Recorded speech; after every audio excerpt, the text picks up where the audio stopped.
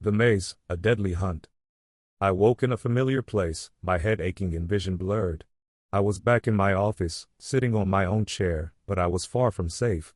Lily was there, of course, sitting across the desk and transformed back into her human form. But I no longer saw her beauty, only the ugliness and evil which lurked within her. Nevertheless, she smiled and winked at me before speaking in a soft voice. "Well done, George. The first one's always the hardest. It will get easier, believe me." I shook my head in disgust, my heart filled with an angry defiance. "No," I said firmly, whilst meeting her steely gaze, "I won't do it again. I will not be a part of this evil." I expected Lily to go mental, as the angry demon inside her took control. But she remained surprisingly calm on the surface, her false smile not fading as she answered. "I'm afraid that's not possible, George. You've signed a binding contract, and the penalty clauses are quite severe. Here, let me show you." Once again, I lost control of my own mind as my soul was thrust into a place of Lily's choosing. But the place she sent me wasn't a good one. Instead, I was transported to a realm of pain and suffering. I found myself half naked and surrounded by ice, my whole body trembling due to the extremities. Everything hurt, including opening my eyes, but I did so nonetheless. And all I saw in every direction was an endless plain of empty ice, snow, and freezing cold winds, a lifeless hellscape without end. I could literally feel my skin and joints freezing as I forced myself up and struggled forward on bare feet, searching in vain for some respite or shelter. What I found instead was something horrific. As the snowstorm cleared, I witnessed 4 figures protruding from the ice, still living human bodies trapped in this bitterly cold hellscape. I had a terrible feeling as I slowly advanced towards the captured souls, my ears filled with their pain screams. And my worst fears came to fruition as I saw their terrified faces, and there was an instant recognition. Before me, their bodies encased in ice, were my older sister, my young niece, and my elderly parents. All were trapped up to their waists, desperately trying to dig themselves out, with no success. Their skins were blue and their eyes wide with absolute terror. My family were suffering and they begged for my help. But before I could do anything, Lily snapped her fingers and brought me back to reality. I shot up from my office chair, my brow covered in cold sweat as I demanded answers. "What the hell was that?" I cried. "That was a vision of the future," Lily replied smugly, with the twisted smile still on her lips. "Your nightmare will become the reality, if you fail to fulfill the terms of your contract." My anger turned to icy terror as I realized what I'd done. Not only had I put my own soul at risk, but I'd also placed my loved ones in extreme danger. Lily and whatever evil entity she worked for, they had me over a barrel. If only I had shown strength and resisted Lily's charms and false promises. But alas, I signed that damn contract, and now I have no choice. I felt all my defiance melting away as I meekly submitted to Lily's demands, collapsing back into my chair as I uttered my words of submission. "Okay, what do you want me to do?" Lily's hateful smirk widened and her green eyes twinkled with malicious glee. She stood up and made for the door, offering me a few parting words as she went. "We'll be in touch soon with your next assignment. Good day, George." And with that, she left me alone in my office, her heels clicking on the stairs as she descended. So, this is how my nightmare began. I was seduced, tricked, and coerced into this cruel world of sadistic mortals and twisted demons. Yes, they screwed me over, but I've only got myself to blame, as I should have resisted temptation and smelt a rat. But what's done is done. I'll need to play their game and visit these hellscapes to keep my family safe. But I haven't given up all hope. There must be some way out of this cursed contract and some means of escaping Lily's ice-cold grasp. And so, I'll play along for the time being whilst pretending to be their loyal servant. But, with whatever resources I can muster, I'll try my damn best to destroy this evil system from within. Part 2. I'd like to say the waiting was the worst part, but sadly this wasn't the case. Nevertheless, I had no peace in the weeks that passed following Lily's first visit.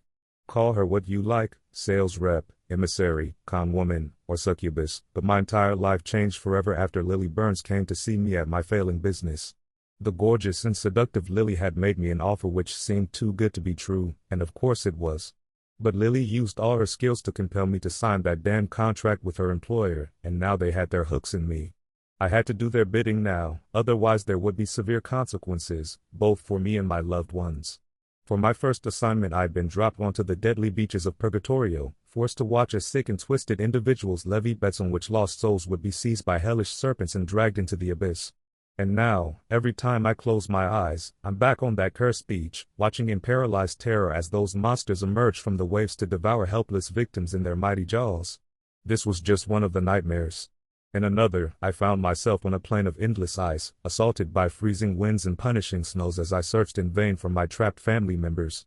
And then there were the dreams where she appeared, Lily Burns in all her terrible glory, her red hair flowing and green eyes twinkling. In my nightmares, I couldn't resist her seductive skills even though I knew what she truly was. Sometimes my dreams would be sexual, as Lily and I engaged in rough fornication. I would enjoy a moment of ecstasy before the inevitable consequences, as Lily's naked body turned into something monstrous, a black-eyed demon with long, jagged fangs. I screamed and fought but to no avail, as the demonic Lily overpowered me and bit deep into my exposed flesh, devouring me like a praying mantis would do to its mate. I woke up screaming night after night, unable to cope with the trauma. And what could I do? Who could I talk to about this living nightmare? The cops? A priest? Who would believe me? Perhaps there's somebody out there who can help me. But it's a huge risk to reach out to anyone, because I believe I'm being watched. I hadn't been out in public much since Lily's first visit. But when I did so, I experienced an acute sense of paranoia, always looking over my shoulder and through the crowds. Out of the corner of my eye I could see them watching. Sometimes it was Lily, other times Hans or Sanjay, the devil-worshipping businessman I'd encountered in the borderlands. And sometimes I caught sight of a truly terrifying figure, a man dressed in the finest suit, handsome and immaculately turned out, but with a sadistic smile etched on his lips, and dark menacing eyes filled with malice and barely suppressed fury. I only ever saw this mysterious figure for the blink of an eye, but even the briefest of encounters with this man was enough to make my blood turn to ice. I didn't know for sure who he was, but I can hazard a guess, even though I don't dare to speak his name. Every morning I dragged myself out of bed, trying in vain to forget the nightmares as I made my way to an empty office where I sat and waited. My travel agency had been saved from the brink after my deal with the devil. The cash injection following my first assignment had paid off my debts and put me back in the black. The business was once again solvent, and all I needed to give in return was my soul. It was another slow Monday morning when she returned to me. I almost jumped out of my chair once I heard the buzzer ring and saw her face on the camera, those piercing green eyes staring up at me. I remembered how I'd felt the first time she came to my door, the lust, excitement, and greed I'd experienced as a beautiful woman with a dream offer had walked into my offices. How naive I'd been. Now I saw Lily for what she truly was, a demon masquerading in a human body. But she still had power over me, and, as much as I wanted to keep her out, I had no choice but to let her in. The sweat poured down my brow as I listened to the click of her stiletto heels on the staircase, my mind racing as I imagined what hell she would thrust me into next. Even at this late stage I wanted to resist, to tell Lily to go to hell, or more accurately, to return to hell. But all my resolve and defiance simply melted away once I saw those green eyes and that charming smile set upon ruby-red lips. "Good morning, George," she said amicably, whilst helping herself to the seat opposite me. "So good to see you again." I felt a surge of anger upon hearing those words, but the fear kept me in check. "I wish I could say the same," I muttered, whilst looking down at my feet. "Oh, come now, George," she replied with a chuckle. "I know this career adjustment is tough, but you really need to get with the program. My employer, our employer, has been good to his word. All your debts are cleared, and the future is bright for your business." I looked up at her in astonishment before responding. "The future is bright? How can you say that? All you people stand for is darkness and death." My outburst was ill-advised, and I feared Lily would unleash the beast which dwelt within her. But to my relief she remained calm, maintaining her human face as she answered. "Are we so different, George? You really think you're better than us? Let's not forget your fascination with the dark corners of this world. You were obsessed with traveling to war zones and disaster sites long before our first meeting. Why do you think we chose you in the first place?" I didn't have an answer to that question. It wounded me to be compared to these monsters. I'd always had a dark side to me, that much was true. But I was drawn to the darkness, not consumed by it. No matter what witnessed or was forced to participate in, I could never forget my humanity. "Anyway, George," Lily continued, "I'm sure you know why I'm here. I have the details of your next assignment." My heart sank and I felt sick to my stomach. This is what I'd feared during those weeks of waiting. I knew the consequences if I didn't comply. But still, I needed more information before being thrown into my next hellish odyssey. "Wait a minute," I interjected. "I have questions." Lily sighed deeply in annoyance before blinking. I swore I could see the darkness behind those green eyes, and I feared I'd overstepped the mark. Her voice became deeper and more hostile, but Lily did reply. Time is short, and so is my patience. But I'll allow you one question, George. My mind raced as I tried to think. What would I ask? Her? Should I inquire as to the identity of our employer? I suspected I already knew the answer but was frightened of my theory being confirmed. Or should I ask why I was chosen? Again, I'm not sure I was ready for the answer. In the end, there was only one question I could think to ask. These clients. The people we're bringing to these other worlds. Who are they? And why are they doing this? Lily smiled and nodded her head before replying. Our clients are a select and elite group of individuals who have made special arrangements with our employer which allow them to travel to these unique locations. They pay a substantial price for this privilege, whether that payment is made in gold or in blood. Gold or blood? I repeated, recalling how Lily had used that same phrase during our previous meeting. What do you mean by that? Lily sighed once more and rolled her eyes in frustration. I said one question and that's your second. It's a good thing I like you, George. She smirked menacingly before speaking again. Master has little need for money or material riches in his realm. But wealth and assets play an important role in our operations topside, so those who can contribute to the cause are given a seat at the table. But what our master really craves is souls, and those who can deliver him dead bodies will always be welcomed into the fold. My body trembled upon hearing those words, and frankly I wished I'd never asked the question. A moment of tension-filled silence followed, but Lily soon brought the conversation back to business. Enough talk, George, she said, before pulling a business card from her handbag and carefully placing it on the desk before me. I need you at this address, today at 3 p.m. Don't be late. She paused, looking me over with disdain. You should go home and change. Wear hiking boots and warm clothing. Do you own a firearm? I shook my head in the negative. Well, don't worry. Lily replied, we'll supply everything you need. Just be there and do as you're told. See you soon, George. With that, she got up from her chair and casually walked to the door, shutting it behind her as she descended the stairs. And I sat in silence for a long time, unable to move from my office chair as my head spun and I struggled to breath, my panicked mind racing as I contemplated the fresh horror I was walking into. I arrived at the location early, having followed Lily's instructions to the letter. The site was an unusual one, an abandoned warehouse on a bleak industrial estate. This looked like the type of place mobsters would bring their victims to execute and bury in secret. I didn't know what Lily's organization used this building for, but guessed I was about to find out. Entering the warehouse through the open door, I was surprised to see a party already inside, 4 of whom were kitted out in outdoor clothing and carrying an array of equipment in backpacks, and with weapons by their sides. The 5th person present was Lily, and she couldn't have looked more out of place in this derelict environment, dressed in her business suit and high heels, her terrible beauty radiating amongst the rubble and assorted garbage strewn across the ground. Ah, George, she exclaimed with a twisted smile, whilst crossing the threshold to meet me. So glad you could make it. Let me introduce you to our party. She turned to the other 4, who I looked upon for the first time.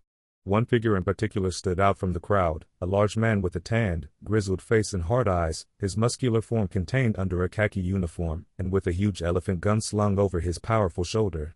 He walked over to me, looking me up and down with obvious contempt while Lily made the necessary introductions. George Walsh, meet Mr. Kurtz, ex-South African military and big game hunter. He will be leading the expedition. I was nervous and suspicious but remembered my manners, offering my hand in friendship as I said, pleased to meet you, Mr. Kurtz.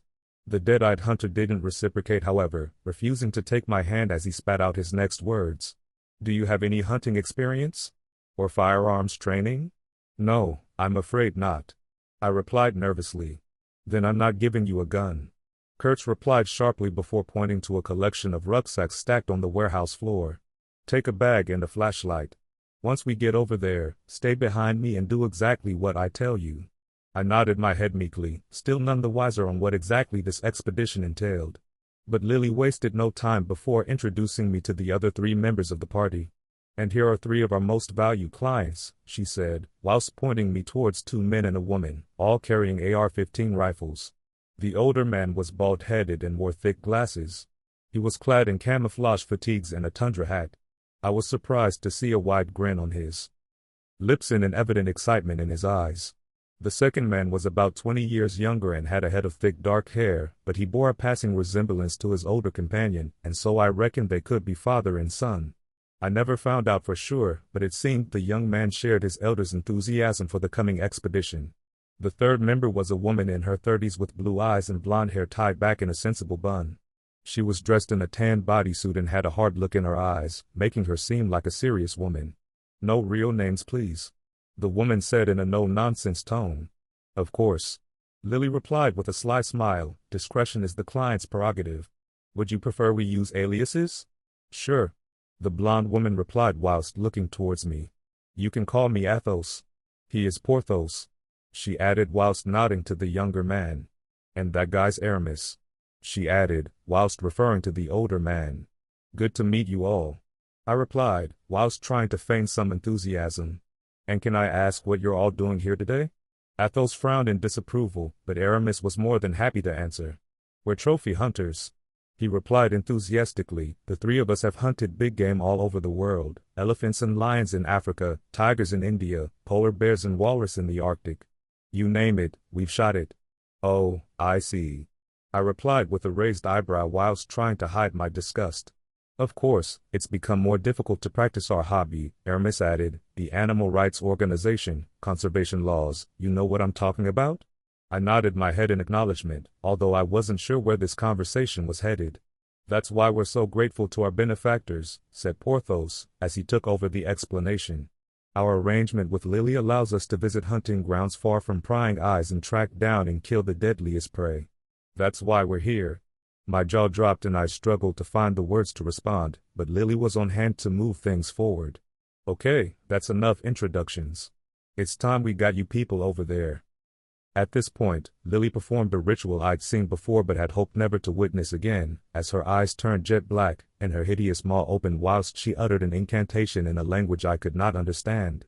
The temperature inside of the warehouse rose dramatically, and within seconds a whirlpool of blood red had materialized on the far wall, a swirling vortex which would take us to whatever hellscape lay on the far side.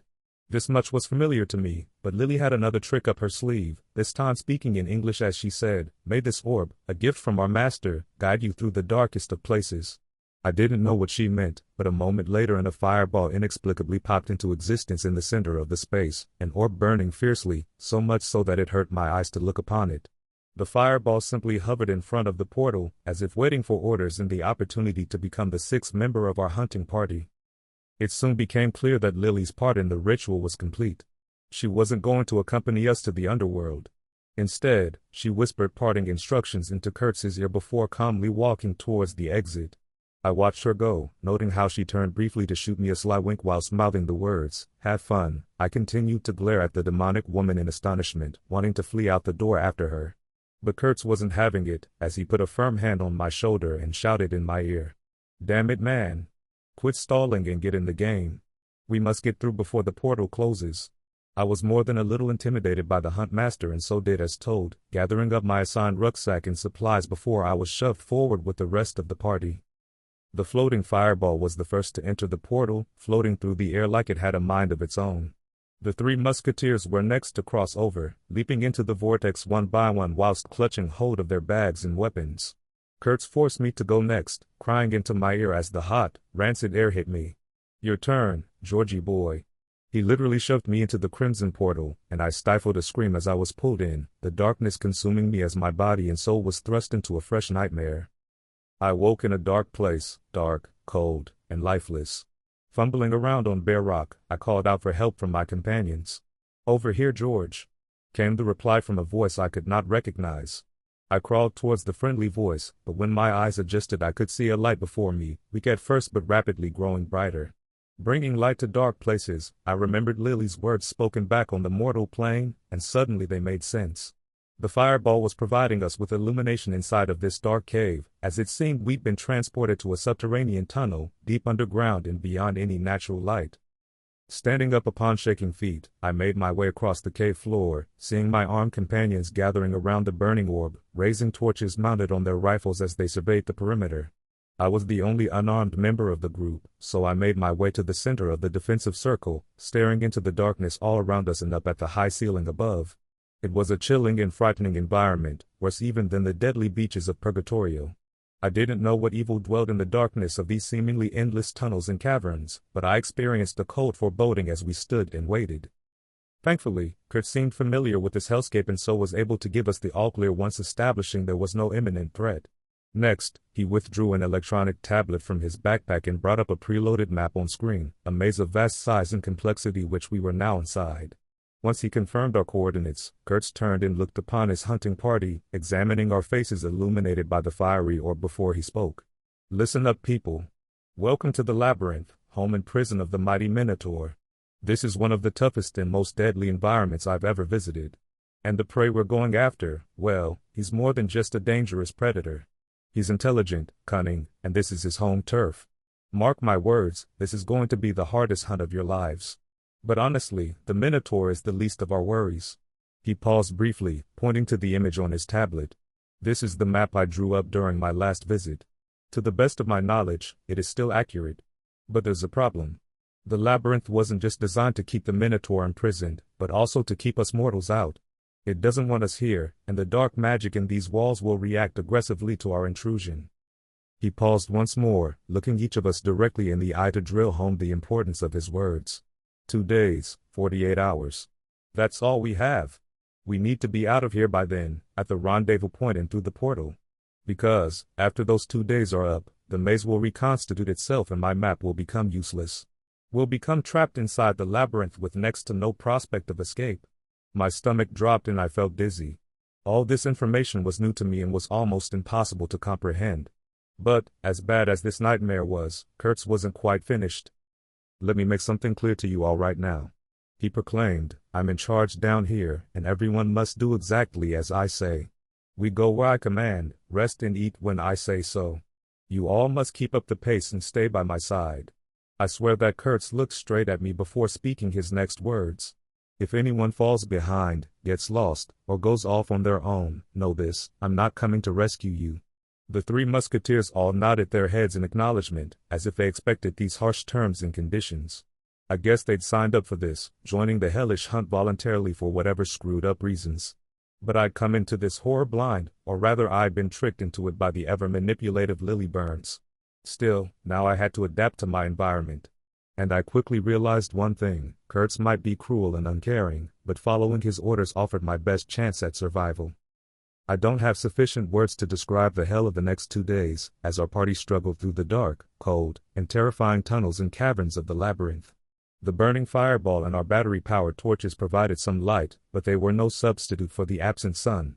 But it wasn't just the lack of sunlight which disturbed me and my companions.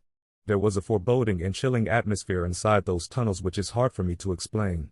Physical dangers were one thing. On our first day I missed a step and almost fell into a deep crevice. Kurtz grabbed my hand and pulled me back up.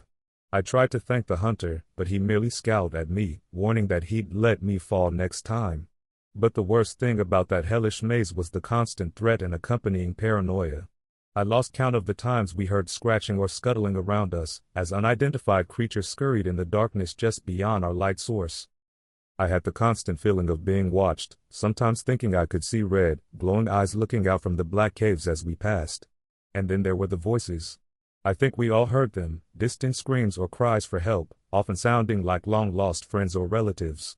Kurtz instructed us to ignore the phantom calls, saying that the labyrinth was trying to trick us, to draw us out from the group so it could pick us off one by one.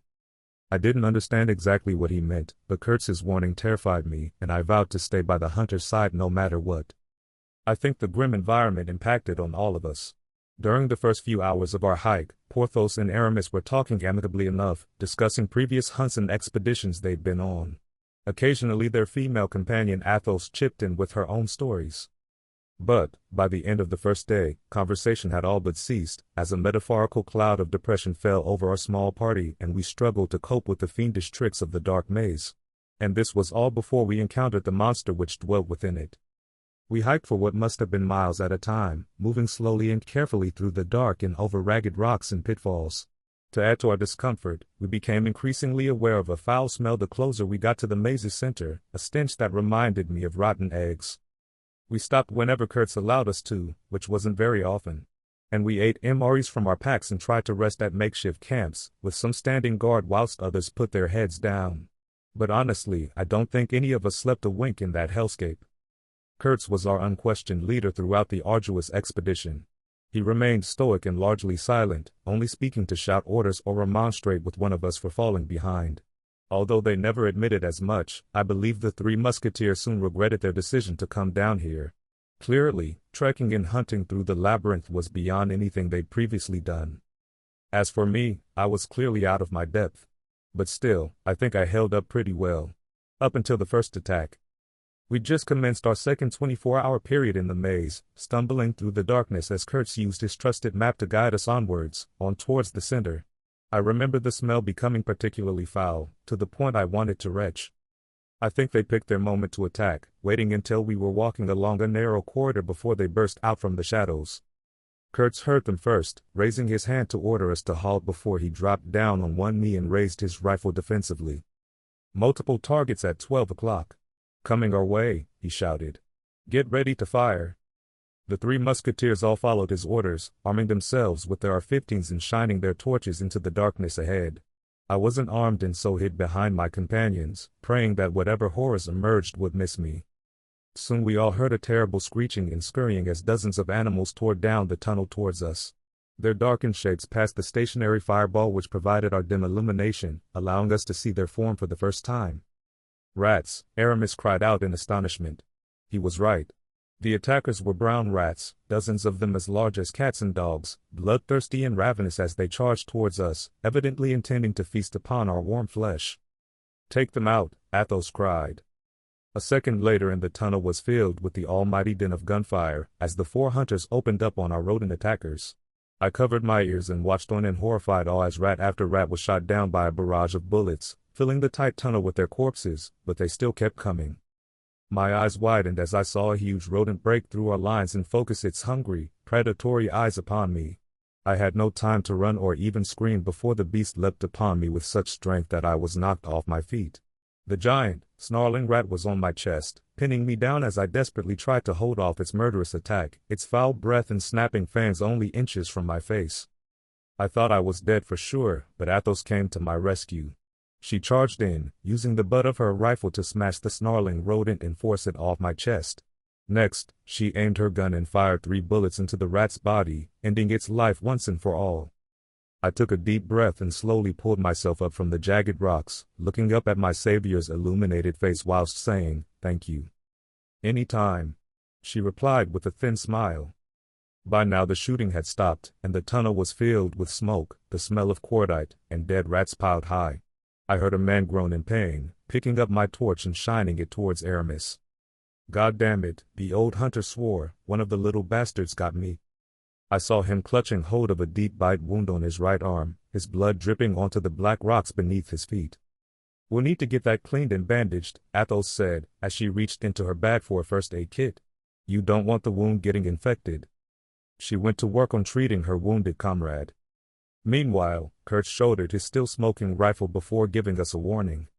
"You better handle this quickly, because we can't stay here." He pointed towards the dead rodents sprawled out at our feet. "Those bodies will attract other predators and scavengers, and we don't want to be here when they arrive."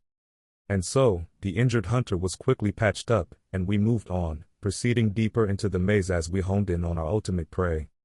Looking back now, I wonder whether we were hunting the Minotaur or he was hunting us. The labyrinth was built as a prison to contain the beast, but this was still his home turf. And he knew the territory better than any of us, even with Kurtz's painstakingly researched map. In the end, it's a miracle that any of us made it out alive. Several hours had passed and Aramis was fading fast, his bite wound succumbing to infection despite Athos's best efforts. Perhaps there was poison in the rodent's fangs. In any case, he became weak and slow, needing the younger Porthos to help him as our perilous trek continued. Porthos complained repeatedly to Kurtz, saying we needed to return home immediately so Aramis could receive urgent medical treatment. But a hard-faced Kurtz dismissed all pleas and demands. It seemed there was no quick way to exit the labyrinth. We had to reach the rendezvous point and hope Lily had opened a portal to facilitate our escape. By now we'd all but given up hope of a successful hunt, as our sole focus was on survival. I think we were all scared and exhausted, and our trudge through the caves became something close to a death march, with the only sounds coming from the pained groans of Aramis as he became ever weaker. In the end it was Athos who raised the alarm as she turned around and shone her torch in our faces one by one. "Wait a minute. Where the hell is Kurtz?" I looked around frantically, shining my own torch in all directions but finding no sign of the grizzled hunt leader. "Oh my God!" I swore aloud, as the implications of Kurtz's disappearance hit home. He had the map and was the only one who knew the way out. Panic began to sink in, but we barely had time to think before the next disaster hit us. The burning orb which Lily summoned had provided us with limited light and comfort during our 2-day trek, but in the blink of an eye its illumination faded and then went out completely, leaving us with only our battery-powered torches to light our path. "Jesus!" came the cry out of the darkness. That was Porthos. I shone my torch in his direction, noting how he carefully laid the injured Aramis down on the rocks before he went for his rifle. It was then that we heard the low, animalistic growl emanating from the darkened tunnel ahead of us. The hair on the back of my neck stood on end and an icy chill ran through my veins as I shone my torch in that direction. My companions did likewise, and our flashlights exposed something monstrous. Our beams illuminated the form of a large horned beast which dominated the tunnel ahead of us, his huge body almost too large for the small space. The beast had the body of a man and head of a bull, and he reacted aggressively to our artificial light exposing his hiding place. I watched on in shocked terror as his eyes burnt a fierce demonic red, and he opened his large mouth to reveal rows of sharp fangs. A second later, and the beast unleashed a horrific deafening roar which reverberated off the walls of the maze. And then he was charging towards us on all fours, the ground shaking as the beast rapidly closed the gap and launched a murderous attack. Porthos stood directly in the beast's path, and he cried in terror whilst raising his AR-15 and opening fire. The young hunter managed to fire 2 or 3 rounds. I don't know whether he hit the Minotaur or not. If he did, it didn't stop the monster or even slow him down. Porthos screamed in his last second of his life, as the Minotaur kicked him like a football, slamming the helpless hunter against the cave wall where his spine snapped like a twig. Aramis was barely conscious due to his infected wound, but he was aware enough of the imminent danger. He shouted for help whilst trying to crawl out of the beast's path, but the hunter's pathetic attempt to escape was in vain, as the mighty Minotaur easily crushed the man's skull under his heavy hoof. I continued to shine my flashlight across the path of destruction, watching in awestruck horror as the huge beast continued his murderous rampage. It seemed that only Athos could stop him now. And to her credit, the female hunter kept her cool, dropping to one knee and firing multiple shots at the charging beast. But the rounds were unable to penetrate the Minotaur's thick hide, and the beast kept charging forward, roaring with a hellish fury as he came. It seemed our end was nigh, but suddenly a piercing gunshot rang out from behind us. The bullet struck the Minotaur square in his chest, and this round penetrated, causing the beast to cry out in pain and pause his manic charge. The Minotaur was stunned for a moment, but shortly after a second shot was fired. This time the bullet struck the beast right in the forehead, tearing through his skull. Athos and I watched in astonishment as the burning light in the beast's eyes faded, and it groaned loudly before collapsing heavily to the cave floor. The Minotaur was dead, shot down on his home turf. But who had done the deed? We soon got our answer upon hearing a jovial whistling from the shadows behind us. I swung around and shone my flashlight in that direction, seeing Kurtz emerging from the darkness with a smoking elephant gun in his hands. "Well, well," the hunt leader proclaimed thoughtfully whilst admiring his own bloody handiwork, "the bigger they come, the harder they fall." In that tense moment, I couldn't understand what had just happened. Where had Kurtz gone? And why did he reappear just in time to save us? But Athos was quicker off the mark, as she shouted at Kurtz with fury. "You used us as bait. You held back in the shadows and waited for that monster to attack." Kurtz didn't deny the allegation, nor did he show any signs of guilt. "It was the only way to kill the beast," he replied, with a dismissive shrug of his shoulders. "2 men are dead because of you," Athos shot back. "They were dead as soon as they entered the labyrinth," Kurtz replied coldly, "and both of you would be too, if I hadn't saved your asses. Anyway, it's done and dusted. Time to get your damn trophy." With that, the veteran hunter removed a hacksaw from his backpack and purposefully made his way over to the dead monster, laying down his own torch to provide light before he cut deep into the Minotaur's left horn. Before long, he had removed the horn from the beast's head, throwing it over to Athos whilst saying, "There you go, young lady. That's what you came for." The woman looked deeply troubled as Kurt snapped a photo of his prize with his tablet. So that's it? I whispered, still shaken. After all these centuries, the Minotaur is finally dead? Not quite, Kurtz replied, stepping away from the still body. Yes, the beast lies dead for now. But when the maze resets, the Minotaur will be reborn. The labyrinth never truly dies. And the hunt goes on.